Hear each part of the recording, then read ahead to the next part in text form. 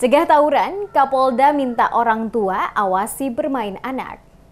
Fenomena permainan perang-perangan dengan menggunakan senjata mainan oleh anak-anak yang lagi marak di Kota Ambon telah banyak meresahkan warga karena menimbulkan permasalahan yang berujung terganggunya Kamtibmas di tengah masyarakat. Menyikapi persoalan tersebut, Kepala Kepolisian Daerah Maluku, Lotharia Latif, melarang dengan tegas permainan perang-perangan menggunakan senjata mainan yang dilakukan anak-anak remaja di Ambon yang berujung tawuran antar warga. Saat memberikan keterangan kepada sejumlah wartawan beberapa waktu lalu, Kapolda menegaskan untuk para orang tua agar dapat menjaga dan mengawasi anak-anak sehubungan muncul kejadian saling bentrok karena tidak terima anak mereka terkena peluru plastik yang digunakan. Dikatakan Kapolda, permainan anak dan remaja di Ambon tersebut sangat tidak memiliki manfaat dan cenderung mengganggu ketertiban umum, terutama jalan raya karena permainan perang-perangan kebanyakan dilakukan pada jalan umum.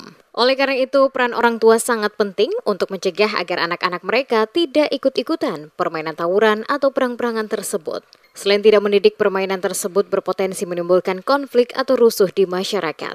Kapolda mencontohkan beberapa insiden yang terjadi akibat dari permainan perang-perangan yang telah menimbulkan korban dari anak-anak, termasuk juga muncul keributan antar warga, di mana ada orang tua yang tidak terima anak mereka diserang menggunakan senjata mainan.